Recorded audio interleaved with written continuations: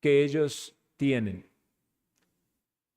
Sabemos por las Escrituras que siempre el enemigo se encargó de sembrar cizaña y que aparecieron falsos maestros anunciados desde el tiempo del Señor Jesucristo, vividos en la iglesia primitiva, alertado por los apóstoles y a lo largo de toda la historia de la iglesia han estado. Lo que quiere Judas con esta carta es mostrarle a los hermanos, verdaderos cristianos, discípulos del Señor, el gran peligro que significan para la iglesia estas personas que no solamente tienen doctrinas equivocadas, sino vidas que son contrarias al testimonio cristiano. Hemos meditado en varias de las características propias de estos falsos maestros en cuanto a su vida. Hablamos desde el versículo 5 en adelante de los casos de juicios anunciados sobre estas personas. Hablamos también de las características que manifiestan en su forma de manejarse. Son personas interesadas en el dinero, son personas rebeldes con la autoridad, son personas que tienen maldad en su corazón, pero aparentemente aún siguen estando entre los cristianos, tienen una influencia sobre ellos. Algunos pueden tener quizás un renombre. Y pareciera ser entonces que el pueblo de Dios necesita ser despertado para que analicen la vida de estas personas si es consecuente con el testimonio cristiano. En el sermón pasado, versículo 12, vimos algunas de esas características.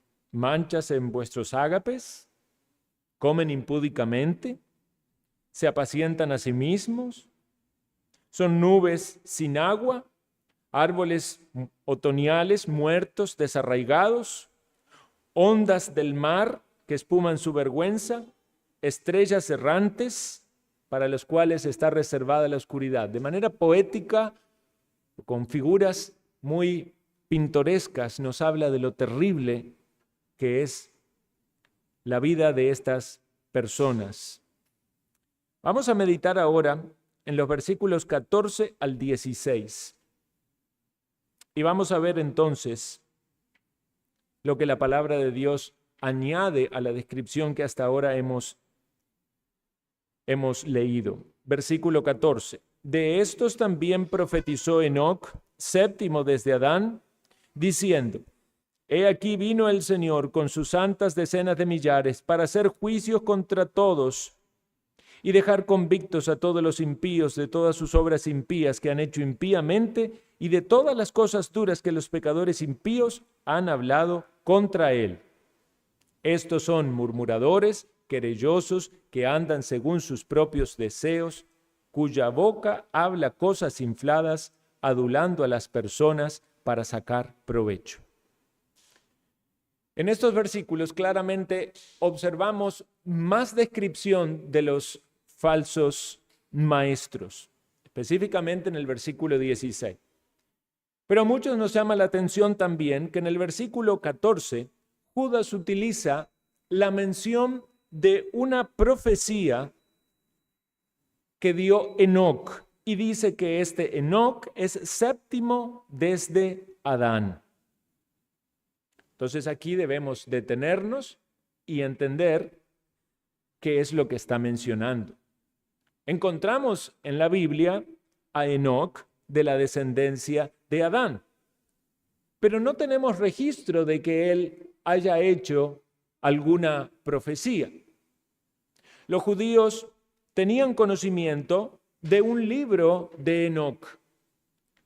Y por supuesto, Judá, como un conocedor de la literatura judía, tenía el conocimiento también de este libro. Pero debemos preguntarnos, ¿es este o fue este reconocido como un libro inspirado? Y la respuesta es que no, porque no tenemos el libro de Enoc en nuestras Biblias. ¿Por qué razón no fue el libro de Enoc reconocido en el canon? Bueno, los estudiosos explican algunas de esas razones. Una de ellas es que se piensa o se entiende de que el autor de este libro fue precisamente Enoc.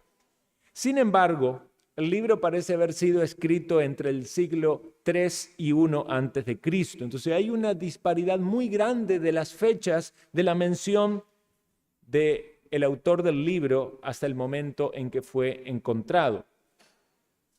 Por otra parte, ustedes saben que los hebreos tenían los escritos que consideraban sagrados. Ellos tenían su canon, el Pentateuco, la ley, los profetas, conocido como el Tanaj, y no estaba en el Tanaj. También en la versión Septuaginta, que era la traducción al griego del Antiguo Testamento, tampoco se hallaba. Quiere decir que los mismos judíos no habían reconocido este libro como un libro inspirado. Por otra parte, su contenido tenía una temática apocalíptica.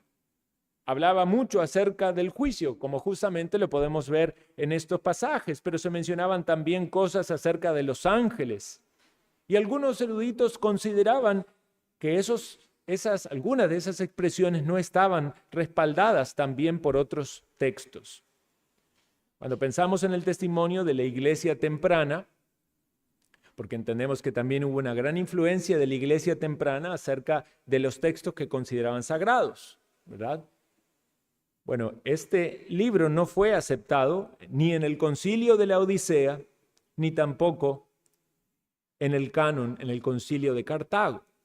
Ahora, el hecho de que estos libros de que este libro no haya sido reconocido como inspirado, no significa que era una literatura que los judíos rechazaban completo, como si fuera algo maligno o perjudicial. Simplemente había libros que fueron reconocidos como palabra de Dios y entonces fueron compilados en lo que entendemos como las Sagradas Escrituras, tanto del Antiguo como del Nuevo Testamento, y hubo otros libros que tenían su valor histórico o en la literatura, pero no fueron incorporados porque no fueron considerados inspirados. Y esto es muy importante para todos nosotros. Debemos confiar en la palabra que tenemos porque Dios se ha encargado de preservarla. La bibliología es un tema bastante interesante. No podemos ahora extendernos mucho acerca del canon, pero sí debemos tener esta convicción. El autor inspirado por el Espíritu Santo para traernos la palabra de Dios, incorporó esta parte del libro de Enoc. Por lo tanto, esto que allí está citado, desde la pluma de Judas o desde la autoría de Judas como instrumento humano, es palabra de Dios. Debemos entenderlo así, de este modo. Podemos mencionar algunos otros casos donde hay palabra de Dios que se está tomando de otros escritos que no eran inspirados. El mismo apóstol Pablo menciona, por ejemplo, que Janes y Jambres resistieron a Moisés, pero cuando buscamos en el Éxodo o en Levítico no encontramos mención de ellos. Eso era algo que se traía en la tradición judía. El mismo apóstol Pablo habla a Tito y le dice que un propio profeta de los cretenses describía a los cretenses como malas bestias, como glotones, como ociosos. Pablo no estaba diciendo que ese profeta cretense era inspirado, pero lo que él pone en las Escrituras es palabra inspirada de Dios. Entonces nosotros leemos las Escrituras y podemos ver de que ellos citan otros autores inspirados y obviamente hay mucha edificación en esa intertextualidad, pero en algunos casos también citan otros autores o historias que no necesariamente vienen de otros textos inspirados y eso no le quita la autoridad a lo que están enseñando. Entonces, aclarando este punto, pensamos en lo que contenía específicamente el libro de Enoc al cual Judas hace referencia. Y si uno lo leyera en el libro de Enoc, encontraría que es muy, podríamos decir, textual a lo que aparece en nuestras Biblias. Dice así: mirad que Él viene con una multitud de sus santos para ejecutar el juicio sobre todos, y aniquilará a todos los impíos y castigará a toda carne por todas sus obras impías, las cuales ellos han perversamente cometido, y de todas las palabras altaneras y duras que los malvados pecadores han hablado contra Él. Como vemos, la cita está bastante literal en lo que encontramos aquí en Judas. ¿De qué nos habla entonces este mensaje al cual Judas hace referencia de Enoc? Habla de juicio. Habla de juicio. El juicio es una seria advertencia para estos hombres que están actuando de esta manera, viviendo vidas impías, metidos entre el pueblo de Dios, engañando con sus falsas doctrinas, trayendo mancha y blasfemia al nombre de Cristo, porque ustedes saben la confusión que es para muchos que están en el mundo y que miran hacia la iglesia y de repente ven que los líderes mismos de la iglesia viven vidas licenciosas o viven vidas con prácticas pecaminosas o mundanas. Es algo tan serio, que la clara conciencia del juicio que viene debe poner un freno a lo que estaba aconteciendo en las iglesias. Se habló antes del juicio. Les dice en el versículo 5, cuando sacaron al pueblo de Egipto de la esclavitud, los que no creyeron cayeron muertos en el desierto. Los ángeles que no guardaron su dignidad, versículo 6, fueron mandados a las prisiones eternas, esperando el juicio del gran día. Y las ciudades de Sodoma y Gomorra, que fueron tras la inmoralidad, fueron puestas como un ejemplo de que el juicio de Dios viene. Una vez más, Judas está trayendo el tema del juicio sobre la mesa. Y esto es algo que nosotros también debemos considerar. El juicio de Dios viene. Sí, ciertamente para estos hombres que están trayendo tanta falsedad y engaño y maldad en medio del pueblo de Dios, es algo muy serio. Pero no es solamente para ellos. Notemos que la palabra dice que el juicio viene contra todos, para dejar convictos a todos los impíos de todas sus obras impías que han hecho impíamente. ¿Cuál es la palabra que resalta aquí, verdad? Impiedad, impíos, impíamente. Algo pecaminoso, algo sucio, algo contaminado. Tanto en la forma de vivir, pero podemos ir aún más allá, en la forma de pensar y en la forma de hablar. Porque este es el énfasis también que quiere dar Judas cuando dice, y de todas las cosas duras que los pecadores impíos han hablado contra él. Ya desde los tiempos de Enoc, el juicio estaba siendo anunciado. Recuerdan que si uno sigue la genealogía, después de Enoc, llega un momento que llegamos a Noé. Y el juicio vino en ese tiempo, ¿verdad? Porque toda la humanidad estaba actuando impíamente. Y si no fuera por la gracia de Dios que se manifestó sobre Noé y su familia, todos hubieran muerto ahogados en el diluvio. Judas toma este anuncio del juicio hablando acerca de un juicio que en cierto modo ya se había cumplido, pero también pensando hacia el futuro, de forma profética sobre el juicio que viene sobre este mundo. El juicio también venía sobre la nación judía. Muchos habían hablado cosas terribles de Jesús. Ustedes saben que los mismos contemporáneos de Jesús habían pecado con la blasfemia del Espíritu Santo, aún a llamarle Jesús endemoniado. El juicio vino sobre toda Jerusalén, vino sobre la nación judía, y el juicio viene sobre el mundo. El apóstol Pablo le dijo a los atenienses, una nación gentil, que Dios, habiendo pasado por alto los tiempos de esta ignorancia, ahora manda a todos los hombres y en todo lugar a que se arrepientan, por cuanto ha establecido un día en el cual juzgará al mundo con justicia por aquel varón a quien designó, dando fe a todos con haberle levantado de los muertos. Nuestro Señor Jesucristo es el juez. Él es el Rey de reyes y Señor de señores, el que estuvo en la cruz y derramó su sangre para salvar a su pueblo. Estando allí, la gente se burlaba de él. Si tú eres el rey, desciende de la cruz. Sálvate a ti mismo. ¿Cuántas cosas duras dijeron contra él?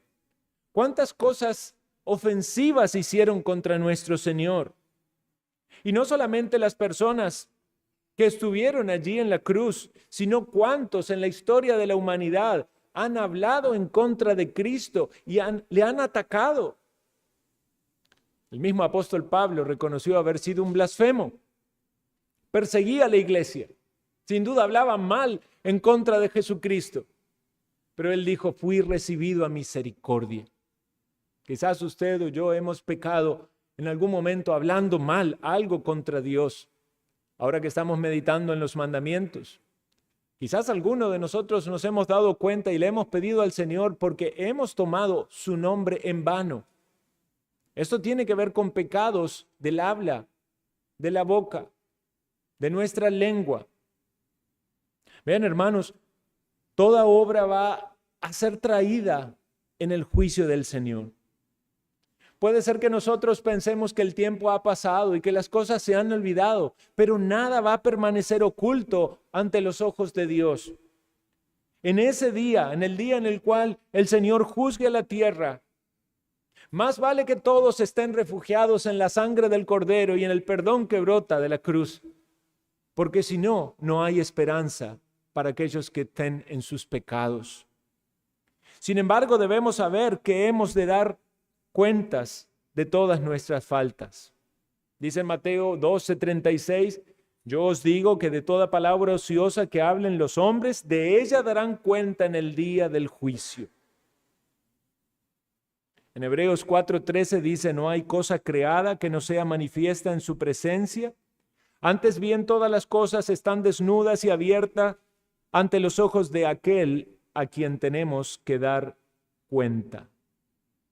Puede haber muchos pecados que solamente usted en su vida privada sabe. Puede haber pecados que no haya confesado a otras personas. Y no estamos diciendo que necesariamente uno tenga que contar a otras personas todos sus pecados de la vida pasada.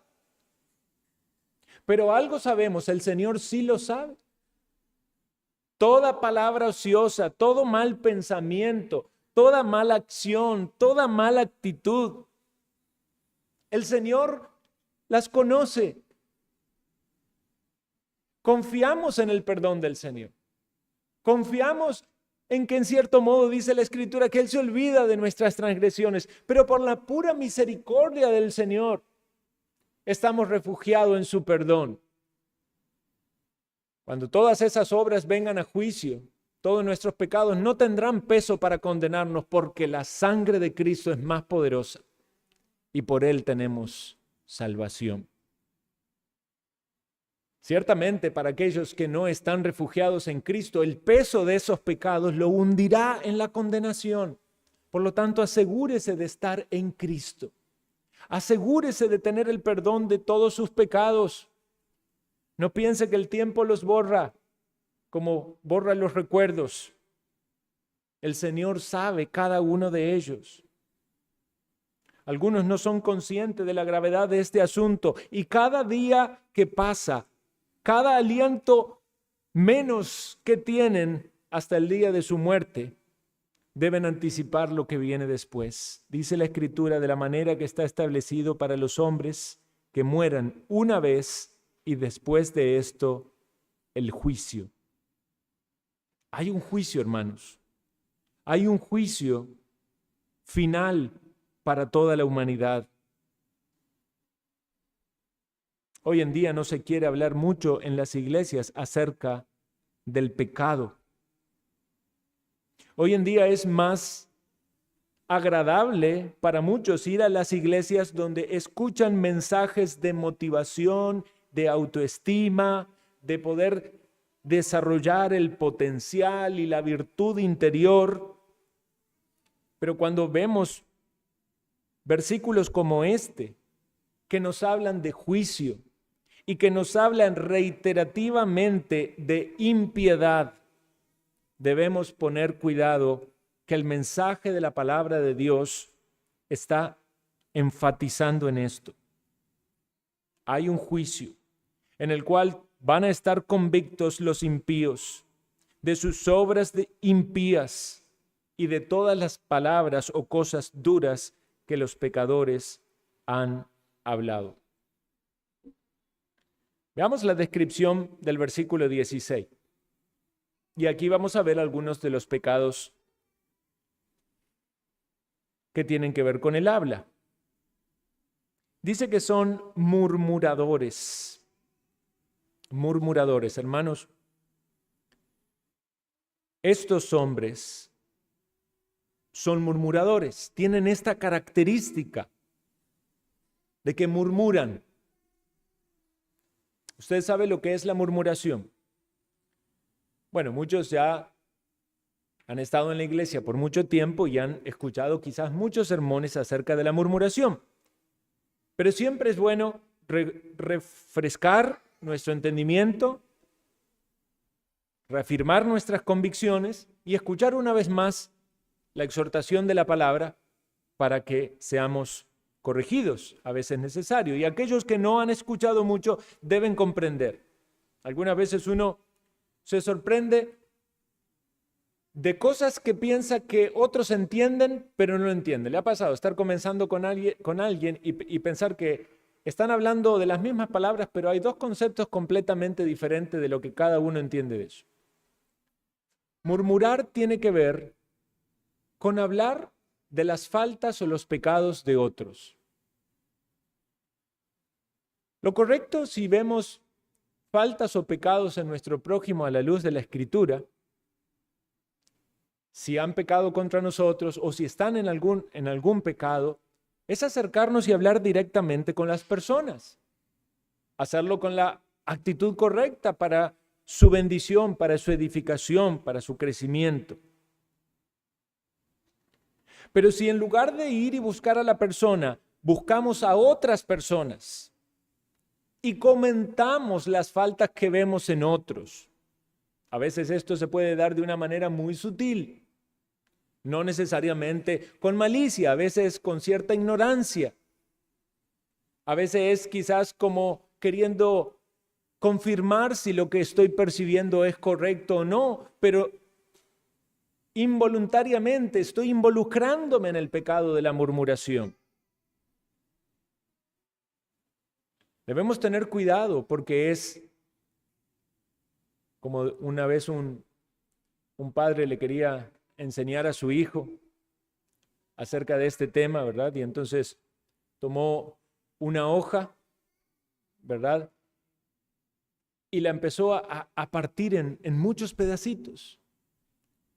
Y entonces en un momento, estaban en un parque, él le dijo, mira lo que pasa con esto. Y tiró la hoja hacia el aire, con sus pedacitos salieron todos esparcidos por todos lados.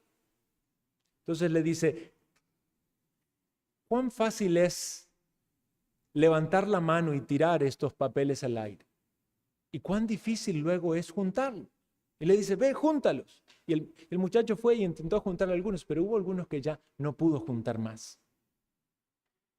Las palabras se las lleva muchas veces el viento y quizás llegan más lejos de donde queremos que lleguen y pueden traer más daño y dolor de lo que alguien quizás se propuso. A veces no hay malas intenciones, pero debemos poner freno a nuestra lengua, como dice Santiago, porque podemos dañar a los demás. Algunas veces lo que se dice objetivamente es cierto. Algunos dicen, bueno, pero lo que yo digo es cierto, entonces no estoy diciendo nada malo. Esa persona hizo tal cosa. Sí, no está diciendo quizás una mentira, pero eso no lo libra de la murmuración.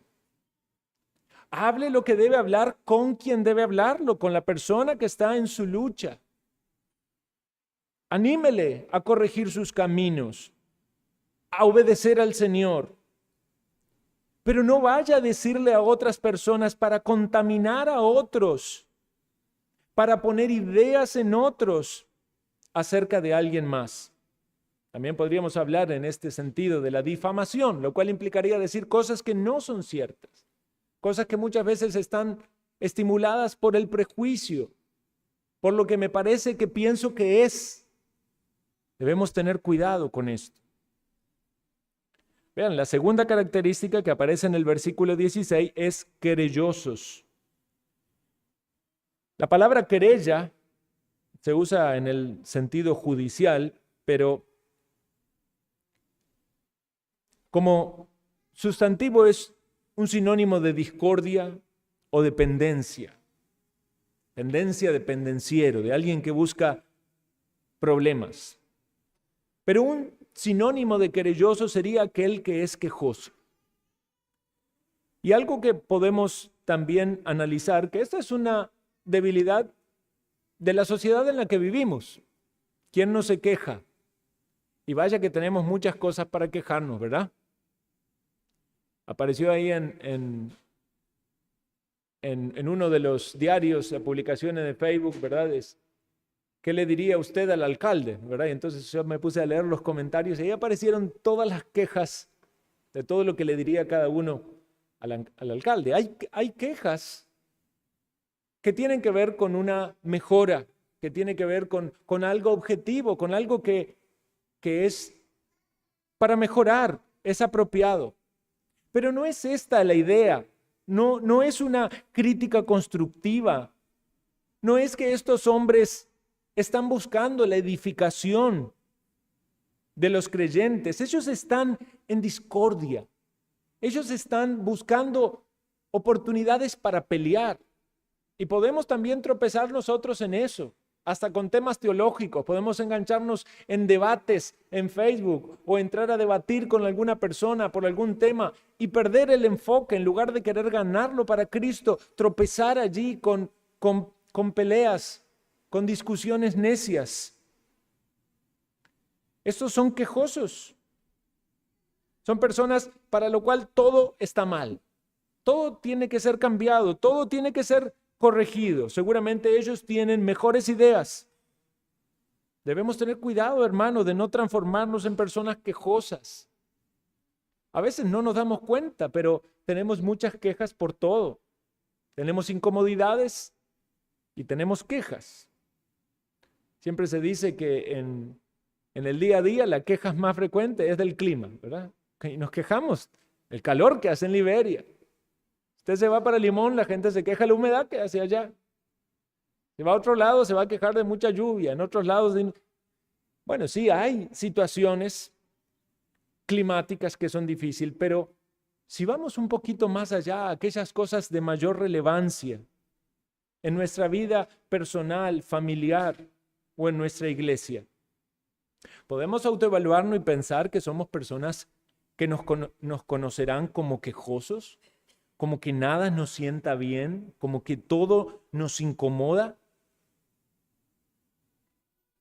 Nos dice luego el texto de que estas personas andan según sus propios deseos. Y es interesante que aparezca esta descripción aquí porque está metida entre todas descripciones de pecados de la lengua. Por lo tanto, es posible que estos deseos que son impuros, que son impíos, como nos dice el texto, los mueva a tropezar con palabras. Entonces, esos deseos pueden ser deseos de ambiciones egoístas, pueden ser deseos de quizás resaltarse sobre los demás, de orgullo, de vanagloria. Puede haber muchos malos deseos. Pero nosotros podemos tomar este texto y reflexionar sobre nuestra propia vida y pensar cuáles son los deseos que mueven mis palabras. ¿Por qué digo lo que digo? ¿Cuál es la motivación detrás? ¿Estoy quizás murmurando porque hay algún mal deseo acerca de tal o cual persona? Quizás no tengo aprecio y afecto por esa persona, entonces si digo algo negativo de tal persona, rebajo la estima o el aprecio que otro pueda tenerle. Estoy siendo quejoso porque tengo un mal deseo, no me alegro del progreso de otros o del gozo de otros y estoy queriendo que todos estén amargados como yo estoy amargado.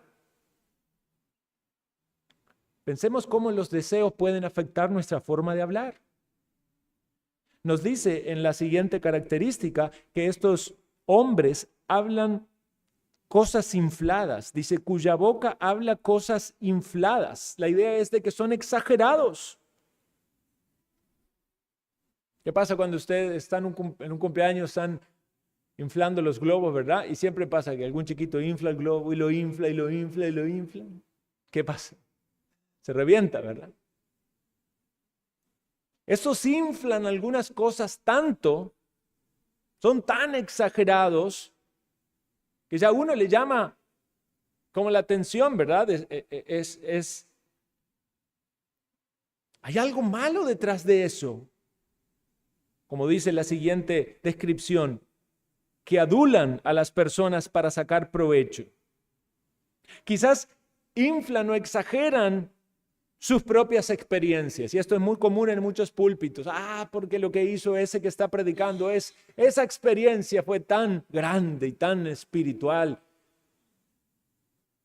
Algunos se dedican a contar de sus viajes y sus aventuras, otros de las grandes obras que han hecho.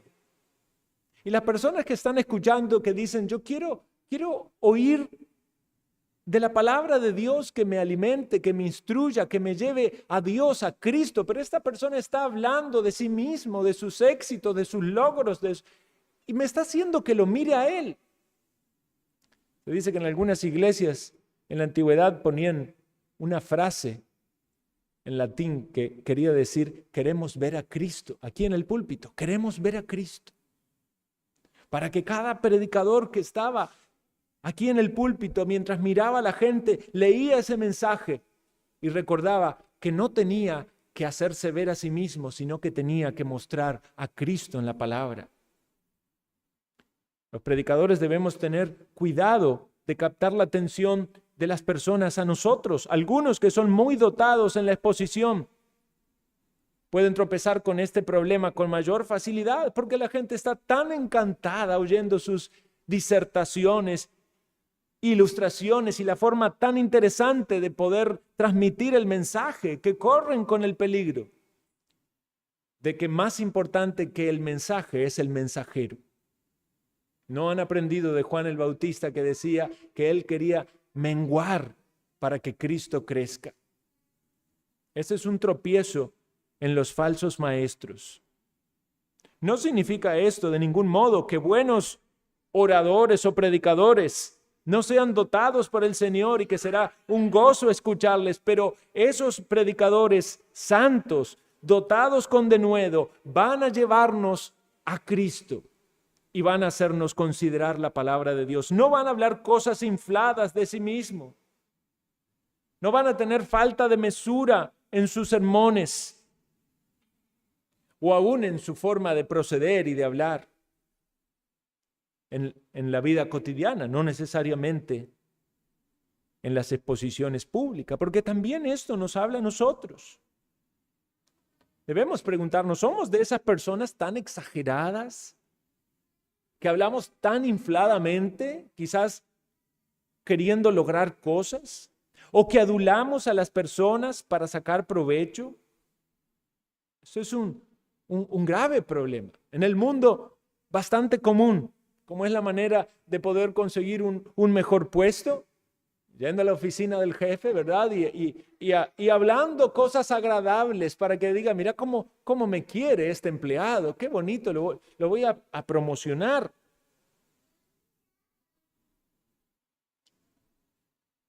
Cada país tienen distintas frases para llamar a las personas estas que son aduladoras, ¿verdad? En algunos países dicen lamebotas. En Argentina decían chupamedias. Todo tiene que ver con los pies, ¿se dieron cuenta? Pero ve qué interesante. Cuando uno piensa en los pies como en lo más bajo, ¿verdad? Es como una humillación pasar la lengua por una bota o una media en la boca.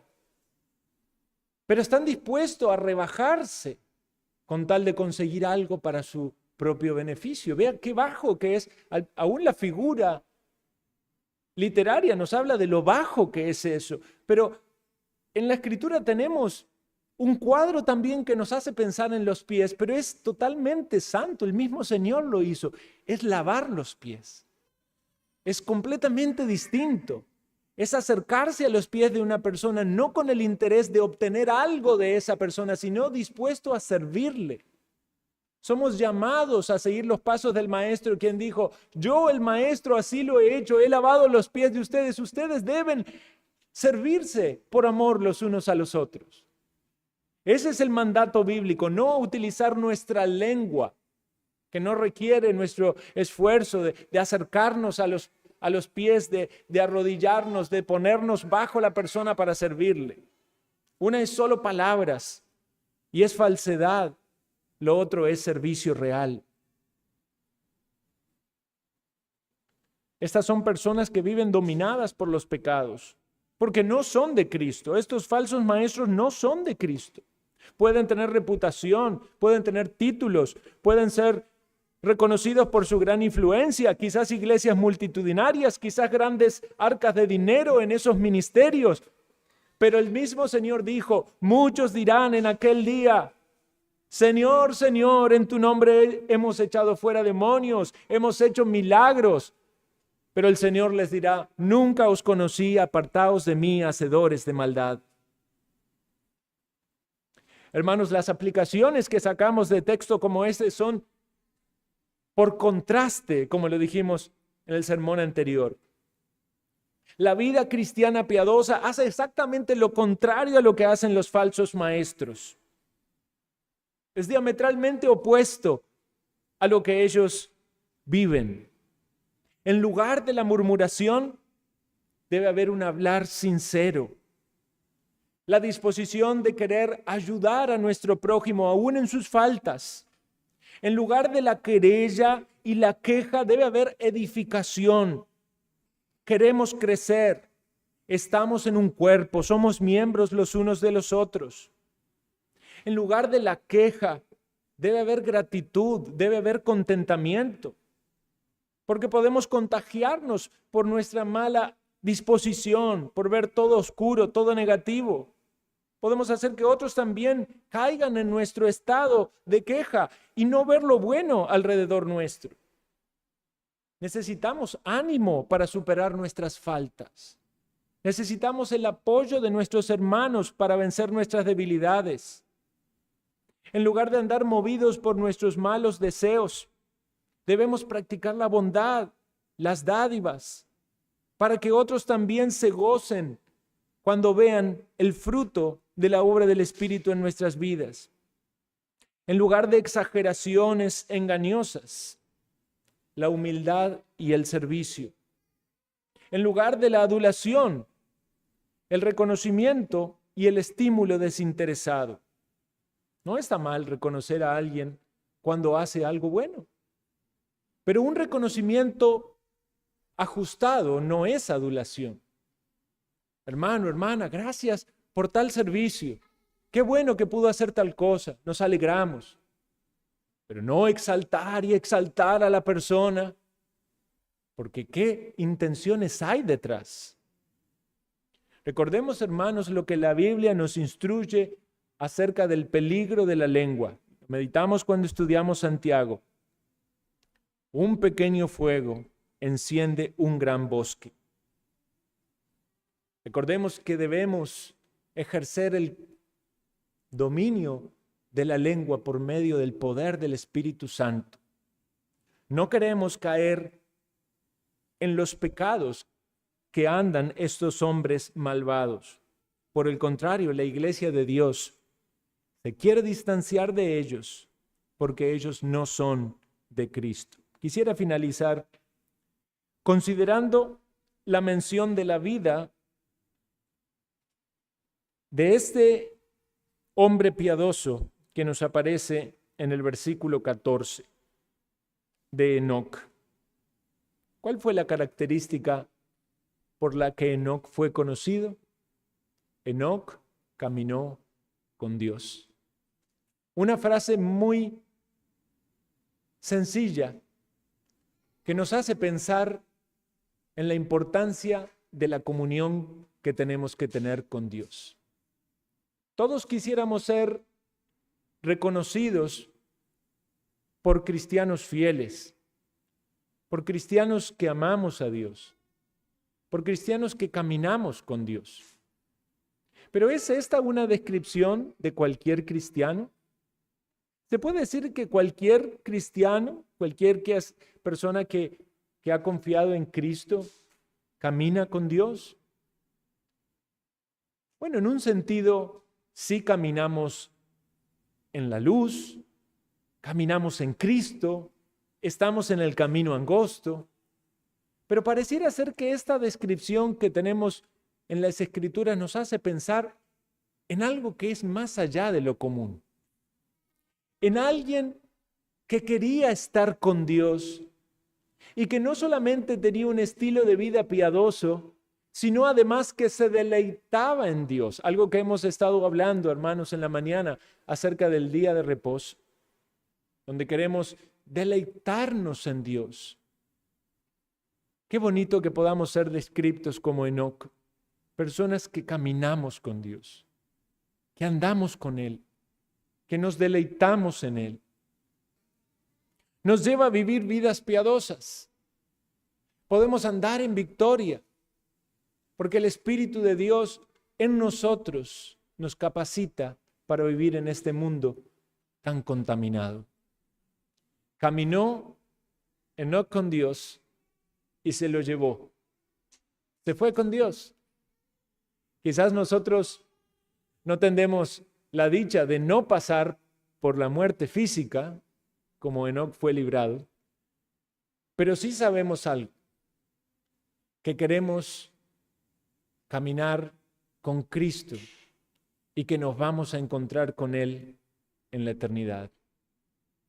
Pensemos en esto para que cuando comencemos esta semana, recordemos que hay un gran desafío que tenemos en nuestro día a día, en nuestro momento a momento, estar en comunión